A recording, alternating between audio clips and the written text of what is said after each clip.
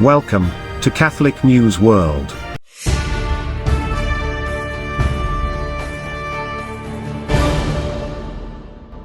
Welcome to Catholic News World. Please subscribe to our channel. My name is Steph. Here are this week's breaking news headlines. A beloved Catholic priest was murdered in Honduras, Central America. Father Jose Enrique Vasquez was violently shot to death after visiting his parents. Father Enrique Vasquez was murdered. A body was found in the north of San Pedro. Once again the blood of the martyrs bathes our land.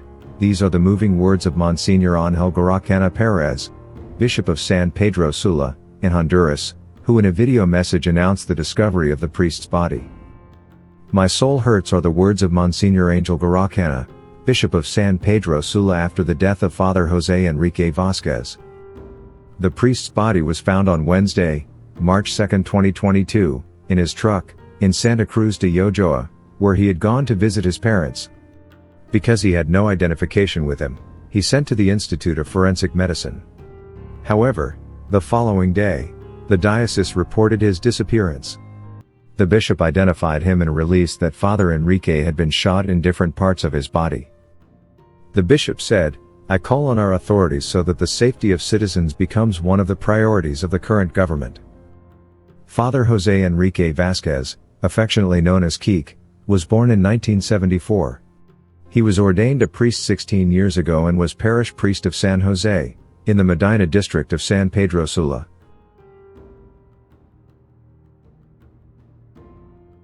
A Catholic priest has been kidnapped with 4 others and his security guard was killed.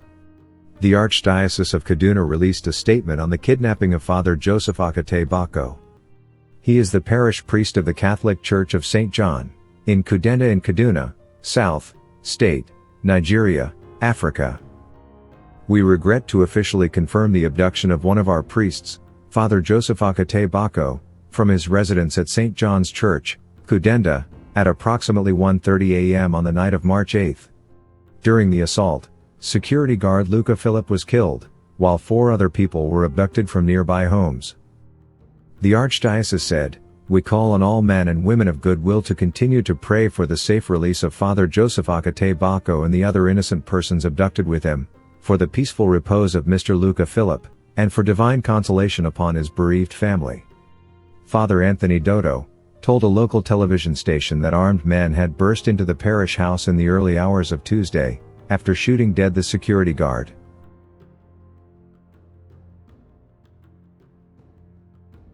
The army in Myanmar bombs the Catholic Church of Our Lady of Fatima and a convent of nuns.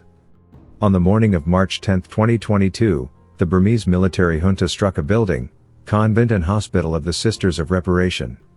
A church was also attacked 2 days ago.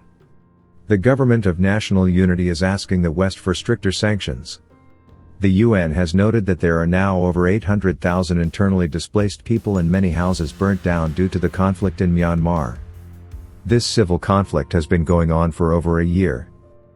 A Catholic church and convent have suffered serious damage after being bombed. On the 8th of March, the Burmese military junta, which overthrew the government led by Aung San Suu Kyi on February 1, 2021, carried out an airstrike on the Church of Our Lady of Fatima in the village of Son du La, damaging the ceiling and windows. So far, 16 parishes have been forcefully displaced and 6 churches have been deliberately attacked and destroyed. There was no armed conflict going on in that area. "It was a planned attack against the church and innocent civilians," said one priest.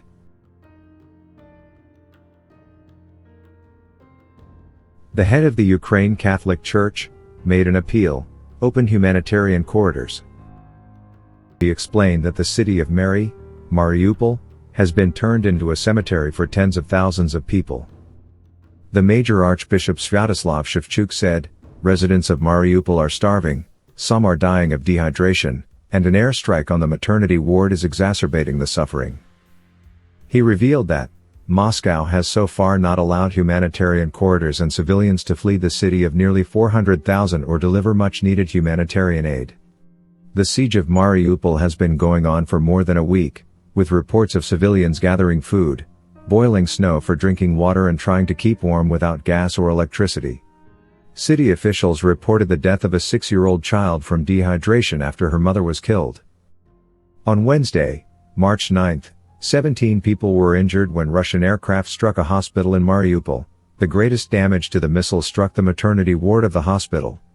Russia claims the hospital has been released from patients and is being used by the Ukrainian armed forces. The Mariupol City Council reported that 3 people died, including a child. According to the World Health Organization, there are currently 24 confirmed attacks on health facilities in Ukraine. Conditions in Mariupol are so terrible that residents are advised not to go outside, even to search for the bodies of the dead. However, officials are beginning to bury the bodies in mass graves. Yesterday we saw horrific scenes of shelling of the maternity ward, as well as scenes of mass graves, where hundreds of lifeless bodies are buried, said His Beatitude Sviatoslav Shevchuk. People are starving. People are dying from the cold. Rockets, shells, bombs fall on their heads. Today we must remember them and speak on their behalf to the conscience of the world. We ask you, open humanitarian corridors. Give women, children and the elderly the opportunity to leave this cold, besieged city. Give us the opportunity to send food and medicine there. Give us the opportunity to save people. The head of the UGCC added his voice to those who call for the creation of a no-fly zone, calling, close the Ukrainian skies to Russian weapons and Russian aircraft dropping bombs on civilians. The United States and NATO have rejected such calls, arguing that the introduction of a no-fly zone over Ukraine would lead to direct conflict with Russia and the risk of escalating the war. Russia has the world's largest stockpile of nuclear weapons. Watch our programme every Friday at 7:30 p.m. Thanks for watching. Please subscribe to Catholic News World channel. God bless.